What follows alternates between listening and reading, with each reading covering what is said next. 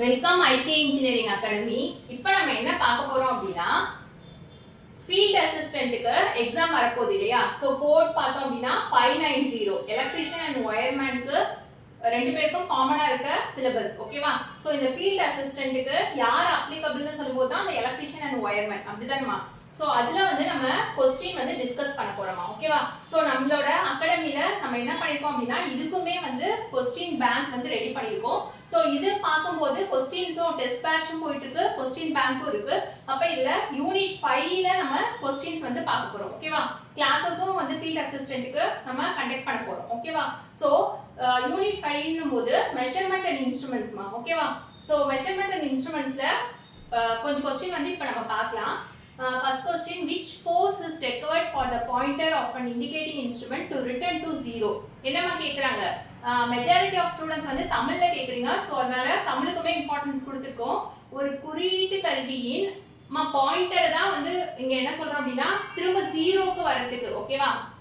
So பாயிண்டரை ஊசல்னு சொல்றாங்க. Pointer பூஜ்ஜியத்துக்கு திரும்ப எந்த விசை தேவைப்படுகிறது? என்னமா சொல்றாங்க? எந்த ஃபோர்ஸ் வந்து பாயிண்டரை இண்டிகேட்டிங் இன்ஸ்ட்ருமெண்ட்ல பாயிண்டரை 0 பொசிஷன்ல கொண்டு வரதுக்கு எந்த ஃபோர்ஸ் வந்து தேவைப்படுதுன்னு கேக்குறாங்க. ஒரு பாயிண்டர் நகர்ந்து போகணும் மீட்டர்ல அப்படின்னா சோ பாயிண்டர் நமக்கு தெரியும். ஓகேவா? இந்த மாதிரி மூவ் ஆகி போகிறதுக்கு டிஃப்ளெக்டிங் ஃபோர்ஸ், அது ஸ்டாப் பண்ணி நிறுத்துறதுக்கு கண்ட்ரோலிங் ஃபோர்ஸ், திரும்ப வந்து 0 பொசிஷன் இனிஷியலாவே இருக்க 0 பொசிஷனுக்கு வரதுக்கு எந்த ஃபோர்ஸ்னு கேக்குறாங்க. ஓகேவா? சோ என்ன ஃபோர்ஸ்மா வேணும்? திரும்ப 0 பொசிஷனுக்கு பாயிண்டர் வரதுக்கு கண்ட்ரோலிங் ஃபோர்ஸ். ஓகேவா? சோ கட்டுப்பாட்டு விசை. ஓகேவாமா ஆன்சர்?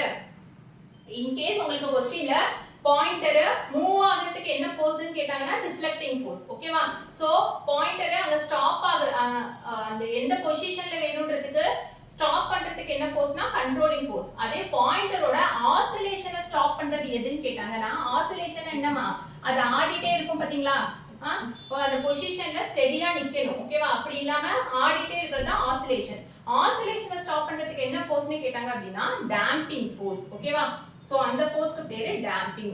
இப்போ இங்க என்ன क्वेश्चनல கேட்டிருக்காங்கமா 0 பொசிஷன்ல வரதுக்கு என்ன ஃபோர்ஸ் தேவைன்னு கேட்டிருக்காங்க. என்ன ஃபோர்ஸ்மா? Controlling force. ஓகேவா? கட்டுப்பாட்டு விசை. Second question, which instrument is used to measure both AC and DC current? AC மற்றும் DC மின்போக்கை அளவிட எது பயன்படுத்தப்படுகிறது? என்னமா சொல்றாங்க? எந்த இன்ஸ்ட்ருமெண்ட் யூஸ் பண்ணி AC DC கரண்ட வந்து மெஷர் பண்றோம் கேக்குறாங்க. both AC கரண்ட்டையும் DC கரண்ட்டையும் மெஷர் பண்ணா யாருமா வருவாங்க? Moving iron ammeter. ஓகேவா? சோ மூவிங் அயனா தான் both AC DC கரண்ட மெஷர் பண்றோம்னு சொல்லும்போது உனக்கு அம்மீட்டர்னு தெரிஞ்சிருக்கும். என்னமா நமக்கு? சோ நம்மனா அதே வந்து both AC DC ன்னு சொல்லும்போது மூவிங் அயன், அதே வந்து என்னமா PMMC னும் போது பெர்மனன்ட் மேக்னெட் மூவிங் காயில் என்னமா அது வந்து both AC DC கிடையாது, DC க்கு மட்டும் தான். ஓகேவா? So third question, tong tester is used to measure. Tong tester எதை வந்து அளவிட பயன்படுத்தப்படுகிறதுன்னு கேக்குறாங்க. டாங் டெஸ்டர்ன்றது எதை மெஷர் பண்ண யூஸ் பண்றோம் அப்படின்னா கரண்ட்டை மெஷர் பண்ண யூஸ் பண்றோம். ஓகேவா? சோ இந்த மாதிரி நிறைய क्वेश्चंस நம்ம பார்க்க தான் எக்ஸாம் என்ன பண்ண முடியுமா நல்லா வந்து நம்ம எழுத முடியும், நமக்கே ஒரு கான்ஃபிடன்ட் கிடைக்கும். ஓகேவா? சோ டாங் டெஸ்டர்ன்றது கரண்ட்டை மெஷர் பண்ண யூஸ் பண்றோம். ஓகேவா? Fourth question, which type of energy meter is commonly used in house? ஏமா வீடுகளில் பொதுவாக எது பயன்படுத்தப்படும் எனர்ஜி மீட்டர்? ஏமா வீட்ல நம்ம எனர்ஜி மீட்டர் யூஸ் பண்றாங்கல. ஓகேவா? சோ அது வந்து என்ன டைப்னு கேக்குறாங்க. வீட்ல நம்ம யூஸ் பண்ற எனர்ஜி மீட்டர் என்ன டைப் அப்படினா இண்டக்ஷன் டைப். இது ரொம்ப முக்கியமான क्वेश्चनமா. ஓகேவா?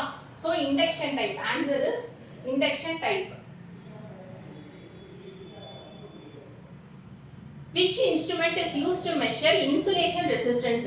எந்த இன்ஸ்ட்ருமெண்ட் இன்சுலேஷன் ரெசிஸ்டன்ஸை மெஷர் பண்ண யூஸ் பண்றோம்? ஓகேவா? சோ இன்சுலேஷன் ரெசிஸ்டன்ஸை மெஷர் பண்றதுக்கு எந்த இன்ஸ்ட்ருமெண்ட் யூஸ் பண்றோம் அப்படினா மெக்கர். Answer is மெக்கர்மா. ஓகேவா?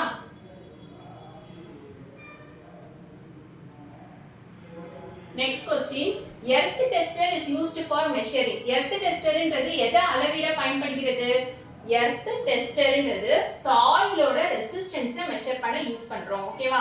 அதாவது மண்ணோட எதிர்ப்பை. ஓகேவா? எர்த் ரெசிஸ்டன்ஸ்ன்றது மண் இருக்குல்லமா அதோட ரெசிஸ்டன்ஸை மெஷர் பண்ண யூஸ் பண்றது தான் என்ன அப்படின்னா என்ன இன்ஸ்ட்ருமெண்ட்னா எர்த் டெஸ்டர். ஓகேவா? சோ எர்த் டெஸ்டர்ன்றது சாயிலோட ரெசிஸ்டன்ஸை மெஷர் பண்ண யூஸ் பண்றோம். Seventh question, which force is responsible for moving the pointer of an indicating instrument? நம்ம ஏற்கனவே பார்த்தோம் பாத்தீங்களா? சோ அந்த இதுதான் கேக்குறாங்க. எந்த ஃபோர்ஸ் வந்து இண்டிகேட்டிங் இன்ஸ்ட்ருமென்ட்ல நம்ம என்ன பண்றோம் அப்படினா மெஷர் பண்றோம்னு சொல்லிட்டு. ஓகேவா? சோ எந்த ஃபோர்ஸ் வந்து நம்ம பாயிண்டரை மூவ் பண்றதுக்கு இண்டிகேட்டிங் இன்ஸ்ட்ருமென்ட்ல யூஸ் பண்றோம்னு கேக்குறாங்க. ஓகேவா? நம்ம ஏற்கனவே பார்த்தோம்லமா என்ன ஃபோர்ஸ் நம்ம பாயிண்டரை மூவ் பண்ண யூஸ் பண்ணுவோம்? Deflecting force. ஓகேவா? சோ விலக்கு விசை பாயிண்டரை மூவ் பண்றதுக்கு டிஃப்ளெக்டிங் ஃபோர்ஸ் தான் யூஸ் பண்ணுவோம். 8th question, watt meter measures. Watt meter எதை மெஷர் பண்ண யூஸ் பண்றோம்? வாட் மீட்டர்ன்ற பேரை கேட்டோனே பவர் தான். ஓகேவா? So electric power. ஓகேவா? கரண்ட மெஷர் பண்ண அம்மீட்டர், வோல்டேஜ் மெஷர் பண்ண என்னமா வோல்ட் மீட்டர் யூஸ் பண்றோம். ஓகேவா? வாட் மீட்டர் வச்சு எதை மெஷர் பண்றோம் அப்படினா பவரை மெஷர் பண்றோம், எலக்ட்ரிக் பவரை. Which instrument is used to measure power factor directly? இங்க என்ன கேக்குறாங்க பாருமா, பவர் ஃபேக்டரை மெஷர் பண்ணுமா, அது டைரக்ட்டா மெஷர் பண்ணனும் அப்படினா எந்த இன்ஸ்ட்ருமென்ட் யூஸ் பண்றோம்னு கேக்குறாங்க. பவர் ஃபேக்டரை நேரடியாக அளவிட எது பயன்படுத்தப்படுகிறது?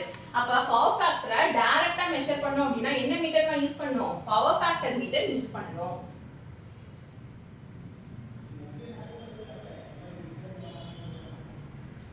10th question, which force is required to bring the moving system to rest quickly without oscillation?